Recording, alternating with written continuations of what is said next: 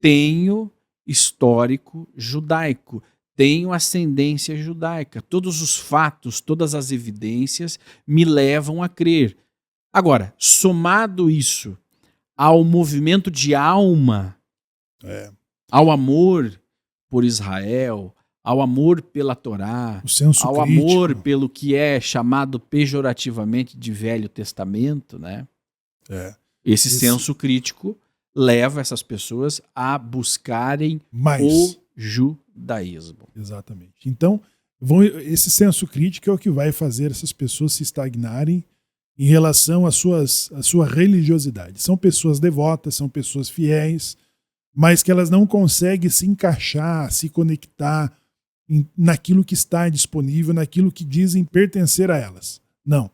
Então, vai ser essas buscas, vai ser esses estudos em que essas pessoas começarão a ter certeza daquilo que ela só desconfiava sobre suas origens judaicas. E aí, Shimon, a ruptura. Qual ruptura? Para esses religiosos, eles não conseguiam mais se conectar com o serviço devocional que eles tinham na antiga religião. Faltava algo e tudo isso, veja, não é apenas um acontecimento que gerou todo esse movimento, né? Hoje, Israel já fez o mapeamento das comunidades, quem são, né? Esses binenos, sim, mas não foi apenas um movimento, foram vários movimentos que aconteceram. O advento da rede social, da internet. Então, uma coisa é eu desconfiar que tenho ascendência judaica. Agora, passo a entender e a ter acesso ao que é o judaísmo. Se eu tenho ascendência, eu quero descobrir o que é o judaísmo.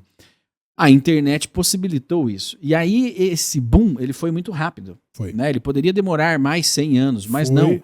A internet acelerou isso. Então você, cristão novo, filho de cristão novo, né? Você dentro da igreja católica, do protestantismo, você entende no seu âmago, no fundo de sua alma que, puxa, esse não é o meu lugar.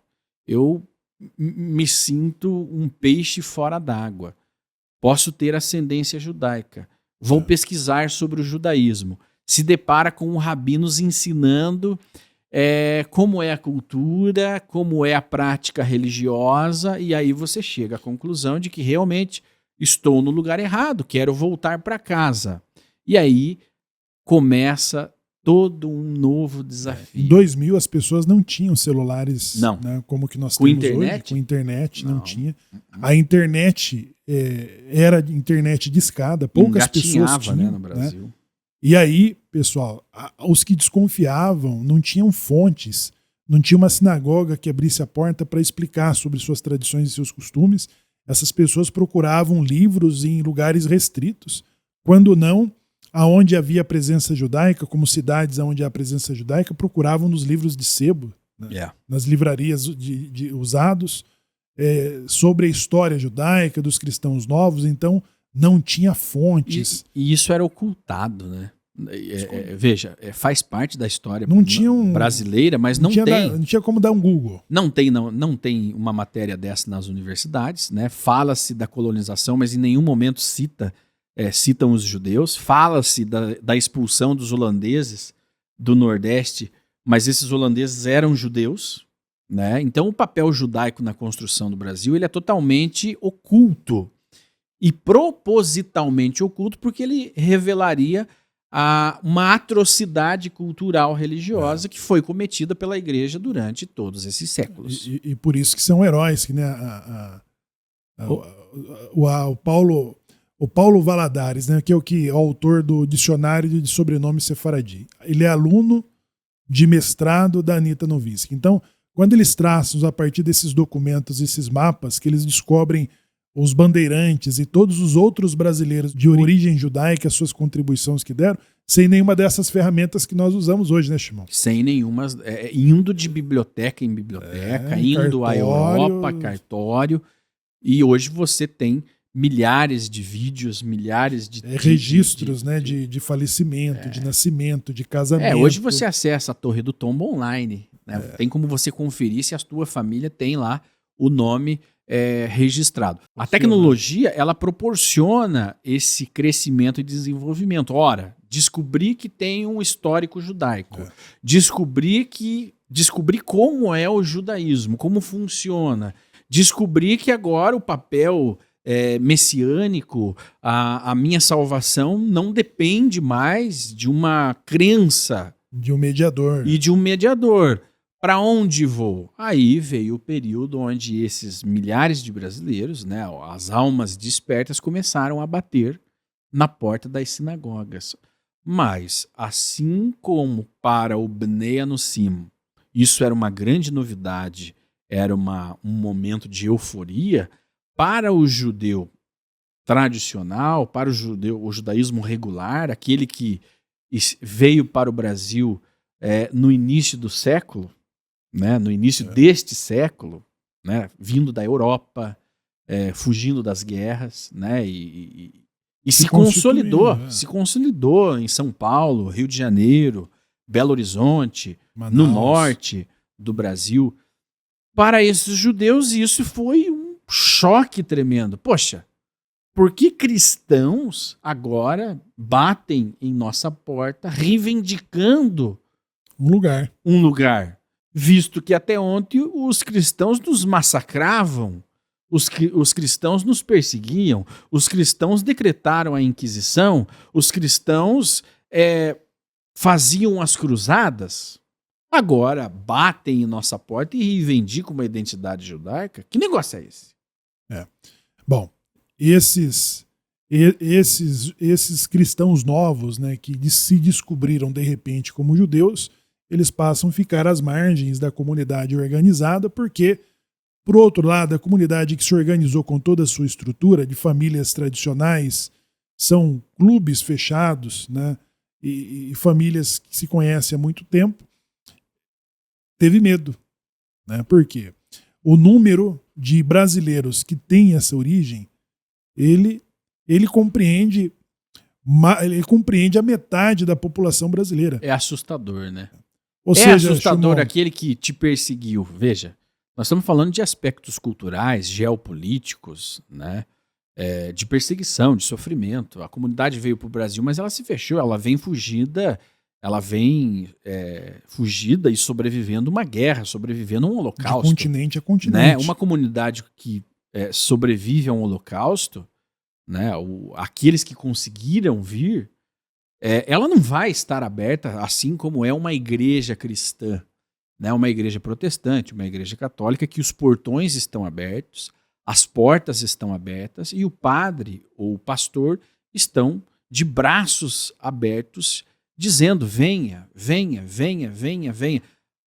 A comunidade judaica não é assim. A comunidade judaica sofreu, ela foi queimada nos fornos de Hitler, né, nos fornos nazistas.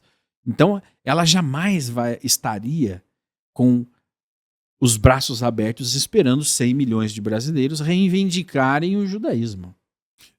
Isso aí mudaria a face do judaísmo, né?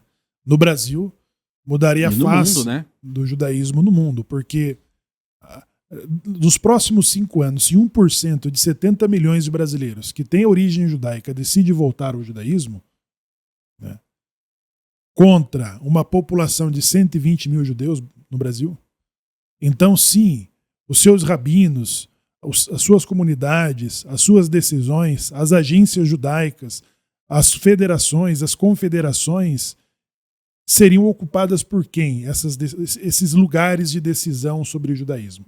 Quem que ocuparia? Né?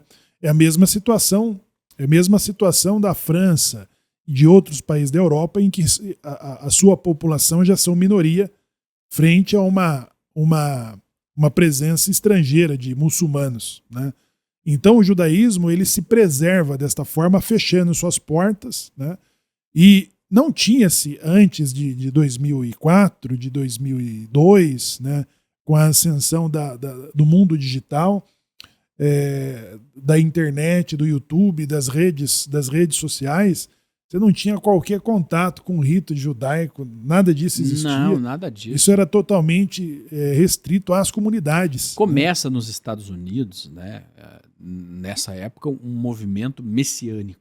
né? Movimento messiânico. Evangélicos, protestantes americanos voltam-se a Israel. Nos Estados Unidos a ligação é muito maior com a comunidade judaica e com Israel, né? Então, facilmente comunidades cristãs adotaram uma roupagem judaica, né? Mas muito limitada a algumas tradições, alguns ritos, algumas vestimentas, mas a vida judaica, de fato, não era exercida, né? A essência permanecia cristã. E no Brasil não foi diferente. Iniciou-se movimentações messiânicas, né? Em diferentes níveis de envolvimento com o judaísmo. Existia e existem comunidades que apenas adotaram o uso da kippá, né? Outras, o uso de um chale, de um talit e pronto. Só as festas. Outras fazem alusão às festas, né? Afinal de contas, a própria igreja se diz o novo Israel de Deus. Israel, né? Espiritual. Mas, de fato, conhecer o que é uma vida judaica, o que é uma sinagoga, como é ser um judeu, esses povos não conhecem, não sabem, não praticam, e a eles não é interessante, visto que já tem a sua ligação religiosa, ela está ligada tão somente e restritamente à sua salvação. A única coisa que interessa para o cristão é a sua salvação. E o judaísmo, ele não é uma religião. O judaísmo é uma forma de viver, um modo de vida que mistura religião, mistura civismo, né? Mistura filosofia e não há uma separação entre estas coisas, né?